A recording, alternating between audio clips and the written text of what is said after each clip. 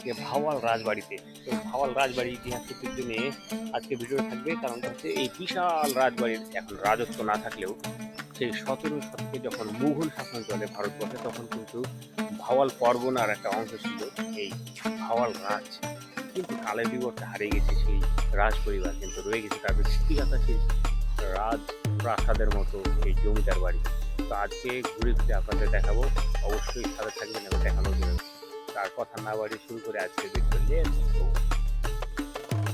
গাজীপুরের রাজবাড়ির এটা হচ্ছে পুকুর।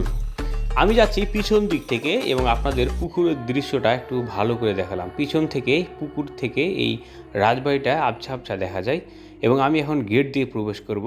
গেট দিয়ে প্রবেশ করতে চোখে পড়বে বিশাল প্রশস্ত লেন এবং এই লেনের পরেই একটু সামনে হেঁটে গেলেই কিন্তু চোখে পড়বে জেলা প্রশাসকের কার্যালয়। তার মানে হচ্ছে এখন এটি জেলা প্রশাসকের কার্যালয়। আমরা এখন ভাওয়াল রাজবাড়ি। এই তুমি রাজবাড়ির ভিতরে যাচ্ছ নাকি? চলে আসো চলে আসো, রাজা তো নাই, রাজা নাই, চলে আসো চলে আসো, যাওয়া যাবে না এদিক দিয়ে, ওদিক দিয়ে যেতে হবে। এখন রাজা শেষ, রাজা তো নেই। রাজা আমি যাকে নিয়ে গেছিলাম, মানে আমার এই হিরো, তো সে আবার বিভিন্ন ধরনের পোজ স্টাইল শুরু করলো। যাই হোক, ফটোশ্যুট করা হয়ে গেলে এখন আমরা যাব ভিতরে, মানে রাজবাড়ির ভিতরে। তো চলুন যেতে থাকি এবং আপনাদের এই রাজবাড়ির ইতিহাস ঐতিহ্য নিয়ে এবং আপনারা কিভাবে আসবেন সম্পূর্ণ চিত্রটাই আপনাদের তুলে ধরার চেষ্টা করব। এই বিশাল এই রাজবাড়ির ইতিহাস ঐতিহ্য এখন লোকমুখে পরিচালিত, তবে অনেকটা কল্পকাহিনীর মতো শোনালেও একটা ঘটনা ঘটে গিয়েছে সাম্প্রতিক বেশ কিছু বছর আগে। এই রাজবাড়ির রাজপুত্র রাজা রামেন্দ্র নারায়ণ রায়, কি বলবো, তিনি যখন অসুস্থ হন, তিনি নাকি ভারতের দার্জিলিং এলাকায় যান শিকারের জন্য। কিন্তু তিনি হঠাৎ করে তিনি যখন অসুস্থ হয়ে যায় এবং তিনি নাকি সেখানেই মারা যায়। তো বৃষ্টির মধ্যে তার লাশটি রেখে যার সাথে যারা সাথী ছিল তারা কিছু দূরে যায় লোকজন ডাকতে, কিন্তু এসে দেখে লাশটি উধাও হয়ে যায়।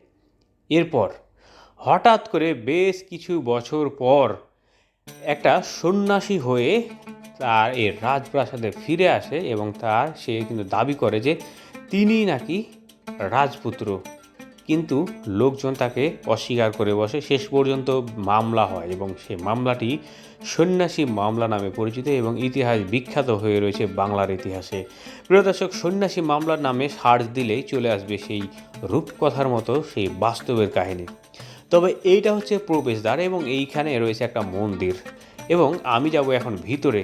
ভিতরে প্রবেশ করতেই এরকম শুনশান নীরবতা, কারণ এখন যেহেতু জেলা প্রশাসকের কার্যালয় হিসাবে ব্যবহৃত হচ্ছে। এখন এই শুক্রবার দিন সকালবেলা কোনো মানুষজন নেই, অনেকটা ভুতুরে টাইপের পরিবেশ। তো আমি এখন সামনের দিকে যাব এবং সামনের দৃশ্যটা তুলে ধরবো। এই করিডোর পার হয়ে বারান্দা রয়েছে, তো এইটা পার হলেই কিন্তু সামনে আর একটা বিশাল স্পেস এবং সেইখানে রয়েছে রাজপ্রাসাদের মূল অবকাঠামো। এইটা হচ্ছে বিশাল একটা প্রশস্ত চত্বর রয়েছে এই জায়গাটায়। দেখুন কি সুপরিকল্পনা করে একটা সুপরিকল্পিত একটা রাজপ্রাসাদ বানানো হয়েছিল এই সুন্দর বারান্দাটি ঘেরা, এবং তার যে অবকাঠামো এখনও কিন্তু কি বলবো, মানে সচল রয়েছে। এই ভবনগুলো অনেকটা পুরাতন হলেও এখনও অবশিষ্ট রয়ে গেছে।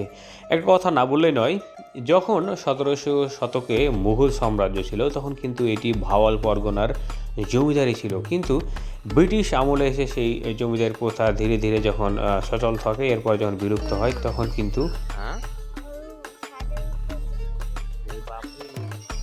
রাজা আছে নাকি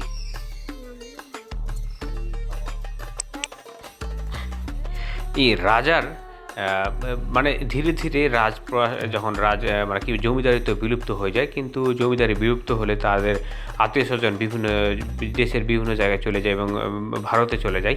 এরপর ধীরে ধীরে এই জমিদারিত্ব যখন বিলুপ্ত হয়, কিন্তু এই জমিদারির যে রাজপ্রাসাদ সেটা কিন্তু থেকে যায়।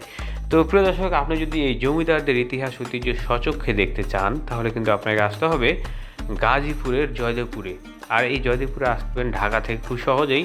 আপনি ৫০ টাকা টিকিট কেটে কমলাপুর থেকে জয়দেবপুর স্টেশন এবং জয়দেবপুর স্টেশন থেকে ১০ টাকা দিয়ে অথবা পায়ে হেঁটে ২ মিনিট ৩ মিনিটে পায়ে হেঁটে চলে আসতে পারবেন এই গাজীপুরের রাজবাড়িতে।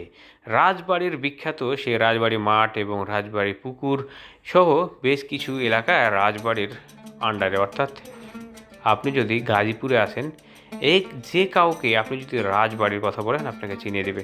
তো প্রিয় দর্শক, ছোট্ট এই ভিডিওতে আপনাদের ধারণা দিচ্ছিলাম যে আসলে গাজীপুর রাজবাড়িটা কেমন এবং এর ইতিহাস ঐতিহ্য, বিশাল ইতিহাস। তো এই ছোট্ট এই ভিডিওতে আসলে তুলে ধরা সম্ভব নয়, আর অনেক স্টাডি করতে হবে। তাই প্রিয় দর্শক, আপনাদের এই জন্য এই গাজীপুরে এই রাজবাড়ির এটুকুই ছিল ধারণা। আর আপনাদের যদি ভালো লেগে থাকে তাহলে অবশ্যই চ্যানেলটি সাবস্ক্রাইব করুন এবং বেল বাটনটি প্রেস করতে ভুলবেন না।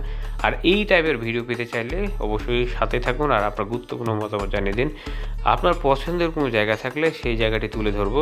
তো প্রিয় দর্শক, চলে যাচ্ছি। কারণটা হচ্ছে এইটা হচ্ছে একটা প্রশাসনিক এরিয়া, এইখানে না জেনে ভিডিও করাটাও নিরাপদ আমি মনে করছি না, তাই চলে যাচ্ছি। সবাই ভালো থাকবেন আর আপনার গুরুত্বপূর্ণ মতামত তুলে ধরুন আমার ভিডিওর কমেন্টসে। ধন্যবাদ।